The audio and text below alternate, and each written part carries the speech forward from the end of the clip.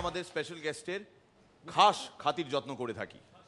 তার মনে যদি কোনো বিষয় নিয়ে শঙ্কা বা প্রশ্ন বা সন্দেহ জন্ম নেয়, আমরা নিবারণ করি। কি করি? নিবারণ। অনেক দিন পর বাংলায় কথা বলছি আমি। কোয়েল ভাবছে, শ্রীলেখা একটু আগে যে কথাটা বললো যে এবার আমার ভাই করছে বা ভাই হচ্ছে, এর মানে কি?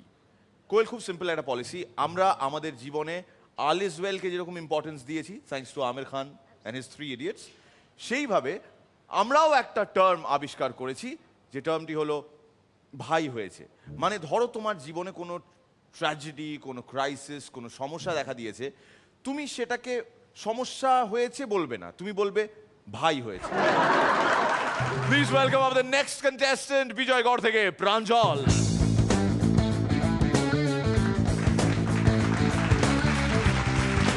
পরিবর্তন পরিবর্তন এখন চারিদিকে পরিবর্তন। নিশ্চয়ই। তো পরিবর্তন যদি এরকম হয় যে পড়াশোনা করাটা হচ্ছে ঘোরতর অন্যায়, হ্যাঁ, অপরাধ, হ্যাঁ, অসামাজিক, হ্যাঁ, এবং তার স্থান বদল হচ্ছে হ্যাঁ, অন্য কিছুর সাথে, হ্যাঁ, তাহলে কি হবে? কি হবে? সকালবেলা বাবা ঘুম থেকে উঠে বলছে, হ্যাঁ গো, ওর বন্দুকের গুলিগুলো কোথায় গেল? ভালো তো কিনে দিতে পারবো না, ব্ল্যাকে কষ্ট করে পয়সা দিয়ে কেনা গুলি গায়ে লাগে, বুঝলে? মা বলছে, আর কিনে দিয়ে বা কি করবে, ও তো ঠিক মতো চালাতেই পারে না, বন্দুক চালাতে পারে না বলে লজ্জায় পাশের বাড়ির বৌদির কাছে মুখ দেখাতে পারি না। ওদের ছেলে 2-3 বার ধরা পড়েছে পুলিশের হাতে, একটা ডাকাতির কেস, 2টো রাহাজানির। ওগো, আমাদের ছেলের নাম কি কোনোদিন ওয়ান্টেডের লিস্টে দেখতে পাবো না? ওর গলায় কি কোনোদিন একটা কোনো কেসে ঝুলবে না? কেঁদো না, কেঁদো না, না কাঁদবো না, কিন্তু আমরা তোকে তৈরি করতে কোনো ত্রুটি রাখিনি। এলাকার সব টপ সমাজ বিরোধীর কাছে পাঠিয়েছি টিউশন নিতে, হাজার টাকা খরচা করেছি, কিন্তু কোনো লাভ হয়নি। আমি ওকে কত করে বললাম, তোর যদি লাইনটা ভালো না লাগে তুই লাইনটা চেঞ্জ কর, হ্যাঁ, তুই টিকিট ব্ল্যাক কর। তোর দাদুর পরে এই এলাকায় একটা ট্যালেন্টের ব্ল্যাকার আসেনি, কি করছিস? শুনলো না। আমি ওকে এটাও বলেছিলাম, দেশের বসকে বলে তোকে স্কলারশিপের ব্যবস্থা করে বিদেশে স্মাগলিং করতে পাঠাবো, একদম। সেটাও শুনলো না। ওর মানে সারাদিন খালি পড়বো, সকালে পড়বো, রাত্রে পড়বো, বিকেলে পড়বো, পড়বো, মাথা খেয়ে ফেলে দিল। ওর ভবিষ্যৎ একদম উজ্জ্বল।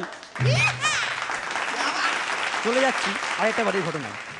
মা বলছে, এই ওর না খাওয়া দাওয়ার অভ্যেসটা একদম নষ্ট হয়ে গেছে। বলে কার? লাদেনের? বলে হ্যাঁ।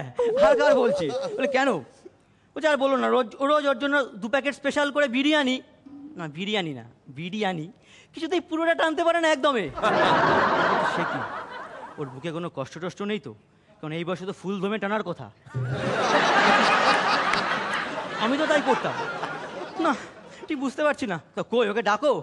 মা ডাকছে, লাদেন সোনা, লাদেন সোনা, সোনা বাবা, একটু ওঠে না বাবা, এই দেখো বাবা তোমার জন্য কলকে নিয়েছে, নতুন কলকে, বাবা টানো টানো। লাদেন সোনা ঘুম থেকে উঠছে, একসঙ্গে হাই তুললো এবং কলকেতে টান দিল। কাশি, বাবা রেগে আগুন, কাশো ভালো করে কাশো, হ্যাঁ কেসে কেসে মরো। যখন ছাইবাস গেল, দুধ ঘি মাখন, তখন তো কাশি হয় না, ভালো জিনিস সত্যি। পাশ থেকে মা বলছে, ওকে আর বকাবকি করো না। না বকবে না, এই পাশের বাড়ির রতনকে দেখো, গরিব সংসার, মা বাবা সকালে মাত্র একটা করে সিগারেট দেয়, সেটাও 3 বার করে নিভিয়ে বুঝিয়ে খায়। সে ছেলে আজকে জুয়া খেলায় বিশেষ বৃত্তি পেয়েছে। কি করছিস তুই? তুই এখনো পিস্তল ধরতে পারলি না, তুই কবে স্ট্যান্ড গান ধরবি? তুই কবে আইডিএস পাচার করবি? পাশ থেকে মা বলছে, আমার তো ওসব সুকাশ কপালে সইবে না, আমি কি দেখতে পারি বলো? এই যে ওদের স্কুলে পড়ে দুলু, যেমন নাম তেমন তার কাজ। বাবা মার সার্থক নাম, সবসময় দুলছে, দুলছে। একদিন সন্ধ্যেবেলা দেখছি মাকে দাঁড়িয়ে বারান্দায় বলছে, দেখো আমি দুলছি মামি। এবার চলে যাবো তৃতীয় বাড়িতে। সন্ধেবেলা 6টা বাজে, ছেলে বাড়ি ফিরেছে। বাবা বলছে, এত তাড়াতাড়ি ফিরলি কেন? ওটা বলেছিল রাত 2টোর আগে অ্যাটলিস্ট 2টো কেস না করে বাড়ি ফিরবি না, এটা তো বাড়ি ফেরার সময়। কোথায় গেছিলি বল? ছেলে চুপ করে দাঁড়িয়ে আছে। কোথায় গেছিলি বল? চুপ করে দাঁড়িয়ে আছে। হঠাৎ পকেট থেকে চুপ করে কলেজের আইডেন্টিটি কার্ডটা পড়েছে, বাবা কুড়িয়ে নিয়েছে। তুই কলেজে গেছিলি? তুই কলেজে গেছিলি? ওগো আমার প্রেশারের ওষুধটা দাও। হঠাৎ মা ওর থেকে কাঁদতে বেরিয়ে আসলো, ওগো দেখো ওর আলমারি থেকে 2টো বই পেয়েছি, ফিজিক্স আর কেমিস্ট্রির। ফিজিক্স আর কেমিস্ট্রির বই পড়ছিস?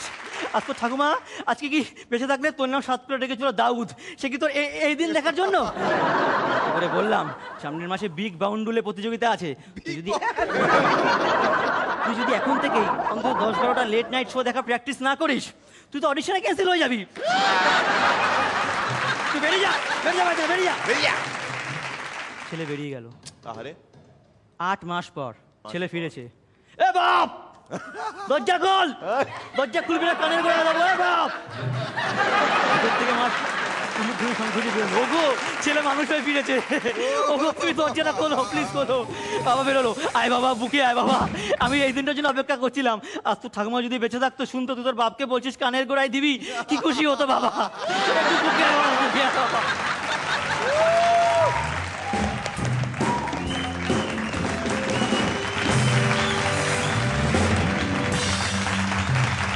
এই পারফরমেন্সটা করার জন্য আজ আমি প্রাঞ্জল তোমায় এই অ্যাকশনটা করে দেখাবো। सुपर सुपर सुपर बाप का लायक बेटा, लायक यही बात मैं मीमो को हर दिन बोलता रहता हूँ कि तेरे बाप की तरह हिंदी, उर्दू और बांग्ला बोलना सीख, वरना इस इंडस्ट्री में ठीक नहीं।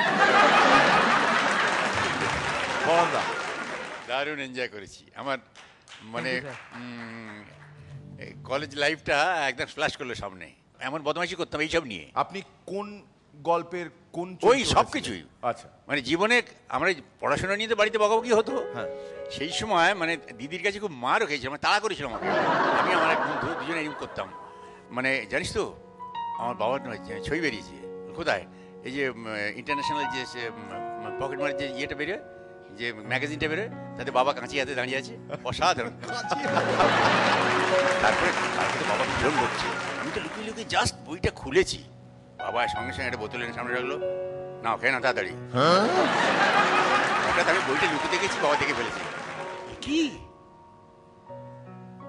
তুমি বাটলি বই নিয়ে বসেছো, অঙ্ক করবে? কি মারলো জানিস তো। মানে এটা করতাম আমরা, আমার সেগুলো মনে পড়ছে এবং সেগুলো এত সুন্দর সাজিয়েছে, আমি মানে ভীষণ ভীষণ ভীষণ ভালো লেগেছে। Thank you, sir. বিউটিফুল। আমি গাইতে পারি না, যদি গাইতে পারতাম তাহলে রনির গানটা আমি গাইতাম। না না গাইতে পারতাম মানে কি, গাইতে পারতাম মানে কি? আচ্ছা আমার সাথে কথা রনি ধরিয়ে গাইবে। দিচ্ছ আর গাইবে না? না, আপনি রনি থাকছেন হাসছে স্যার, আপনি পাশে থাকছেন বসে। স্যার, আপনি থাকছেন স্যার। মানে রনির কপিরাইট সেখানে আমি একটু করছি। ধরে শিখিয়ে দাও না গো।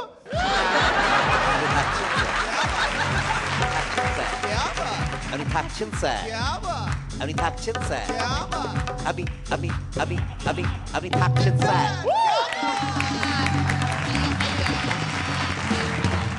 Thank you Srilekha. রনিদা, thank you, thank you. Straight হলেই যে সবসময় একটা পারফরমেন্স ঝুলে যায় না, সেটা তুমি দেখিয়ে দিলে। মনে হচ্ছিল আরো কেন লম্বা হচ্ছে না, অসাধারণ। Thank you, thank you, thank you. Koel, বিজয়গড়ের ছেলে প্রাঞ্জল। প্রাঞ্জল এক্সেলেন্ট, আমি কি বলবো আমি জানি না। আমি হাসতে হাসতে টায়ার্ড হয়ে যাচ্ছিলাম, আমার একটা সময় এরকম করে নিচ্ছিলাম। ভীষণ ভীষণ ভীষণ ভালো লেগেছে।